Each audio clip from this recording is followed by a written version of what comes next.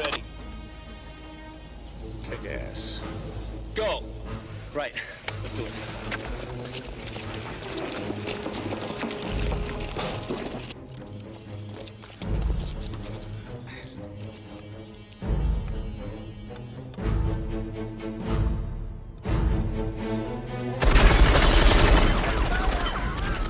They're shooting at him. It's panic fire. They can't see anything. They're shooting at the lights.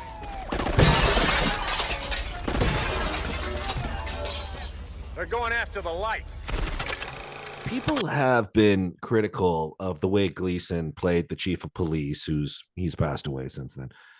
And the way like the FBI was, interpreted in the film. But I actually think it's pretty funny and enjoyable to watch them, They're kind of absolute put clowns. the lid on this. Yeah. They have nothing going on, right? They're Right. zero. They're idiots, all of them.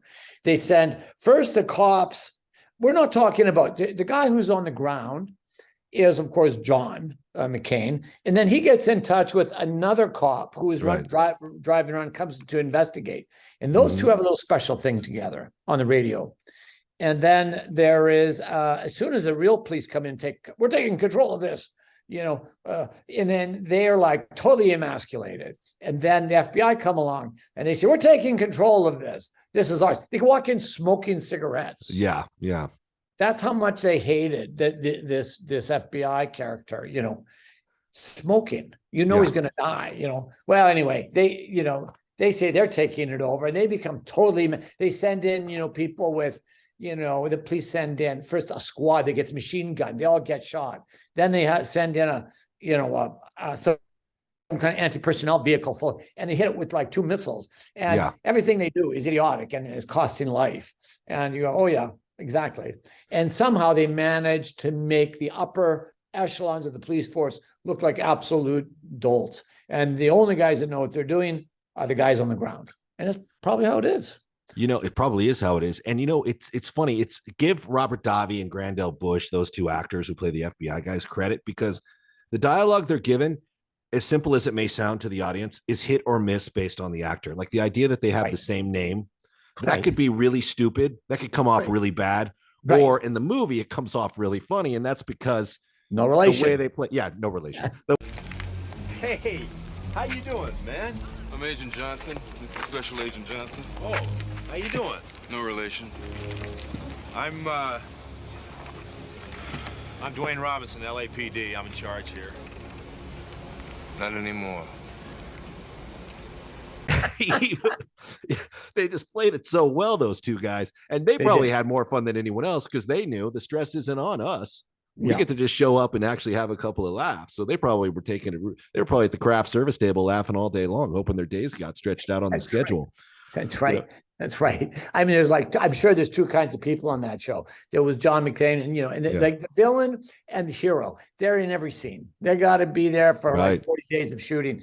Then there's like some of the day players. They got the best thing in the world because they come and go maybe a couple of days a week and they get paid like everyone else, but they don't have to stress it out like everyone else, Right. I always like when I talk to actors that are there for, 2 days a week, they have no idea that what it's like to carry a show for like a main actor, like a lead. A lead is stressing. They got to deal with tons of dialogue, pages of work, complex relationships. Everything's hanging on them. And the success of the show is like right there in close up, and it's all on them. And so I have nothing but empathy for the leads. But I think that the other guys and girls that are on the show are like, they just got it made, all they have to do is add a little spice, show up. Right. I've never asked Al Leong, but I should. Did he ad-lib the scene with the candy bars when they're in the lobby getting ready to hold back the SWATs and he starts going for sure Mars bars? They did. I guarantee you they did. You think so?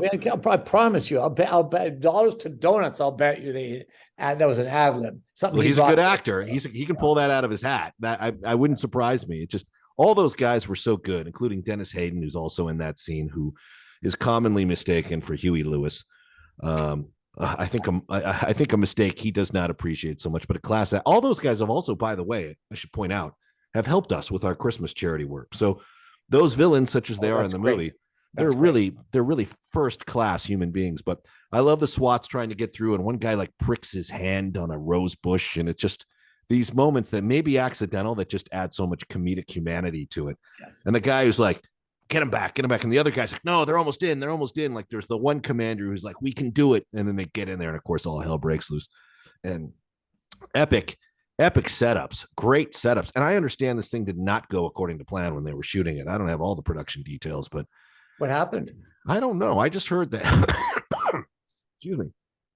I don't know. I just heard they came off the rails schedule wise. I'm not sure how, but I mean, the movie certainly feels tight when you watch it. Oh yeah. It's just, I can see a lot of those things taking a lot of time. They're fussy things to do.